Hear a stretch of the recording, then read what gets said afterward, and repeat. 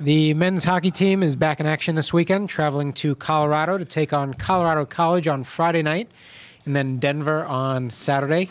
Saturday's game will start at 8 p.m. at Denver and be televised by Root Sports. Head coach Mike Eaves is here and will take questions.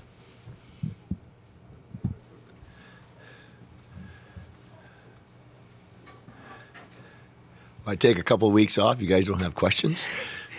Yeah. Thank you, Jeff. I was going to ask you about that break, Mike. I mean, was it good? Was it bad, given the timing and where the team is? And what did you use the time off for? Well, I think one of the measurements of whether it's good or bad will be how we play this weekend.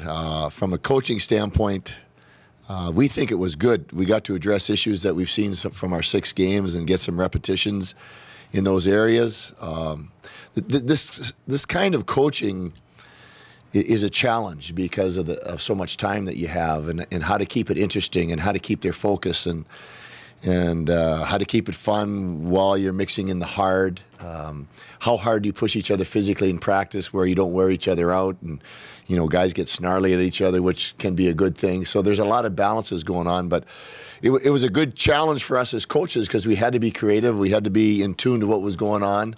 And a lot of times, day to day, the practice would, we call them audibles.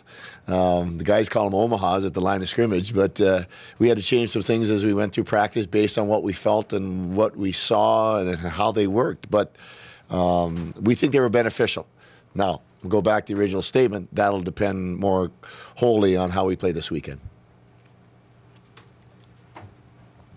Follow-up? Yeah, you mentioned at the top that you were some issues you wanted to address. Yes. So what were those in particular? Some of those issues dealt with some very fundamental things. Our ability to play without the puck was a big focus in terms of being able to shut people down one-on-one.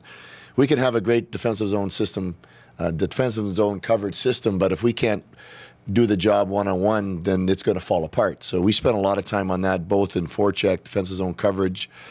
We spent time in net front presence, both on offense and on defense. So the building blocks of playing good systems are the things that we worked on.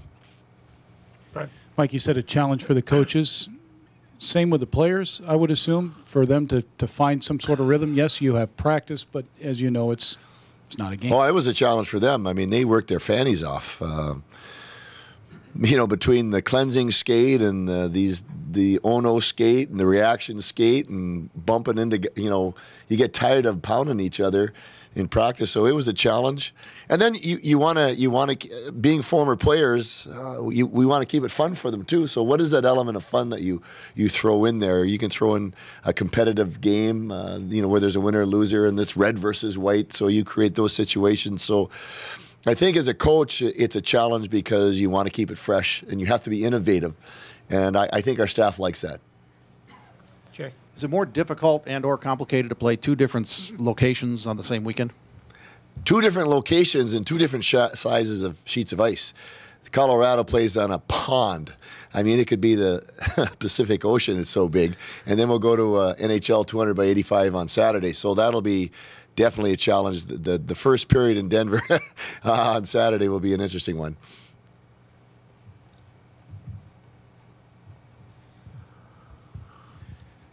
With the young club that you have, and even for the veterans for that matter, is it, speaking of challenges, not trying to get back to where you'd like to be in one fell swoop? It's going to take time? It's funny, we talk about this openly. We come to work every day, and we made the comment to our kids, I don't. If I look at the standings right now and I see us 0-6, I'm shocked because I don't feel like an 0-6 team. I feel like we've played some decent hockey. We're going in the right direction. We recognize that we're a young group. So, and if you walked in the locker room, and you talk to our kids. They're not down. They're excited about coming to the rink. They know the direction in which they're going. And yes, we have to get a win because that'll solidify what we've done in practice. But right now, the aura around the team is very upbeat.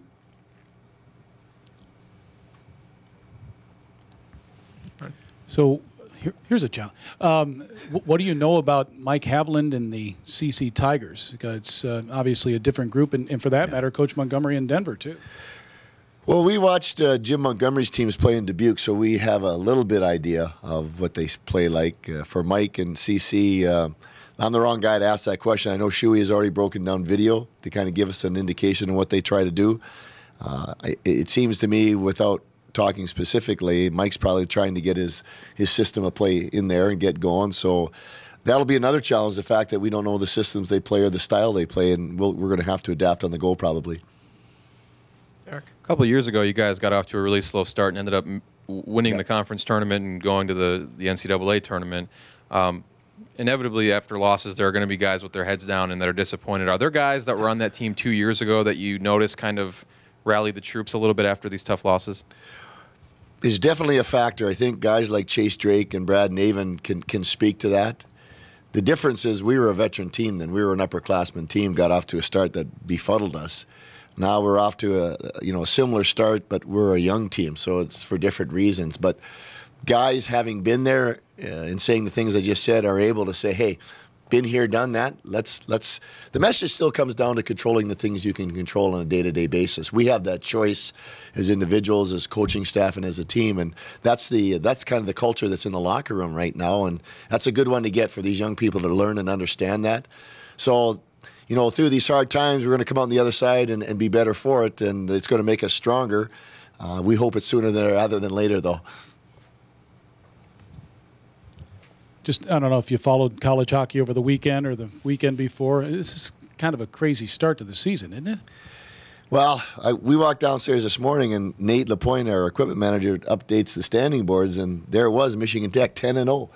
And some of the others. Every year brings some kind of surprise, and good for Mel Pearson. He's a terrific gentleman and obviously a good coach.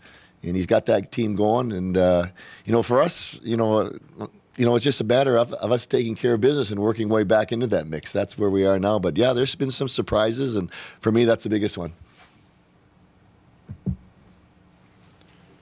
Anything else for Coach? All right. Thank you. Thanks, Mike.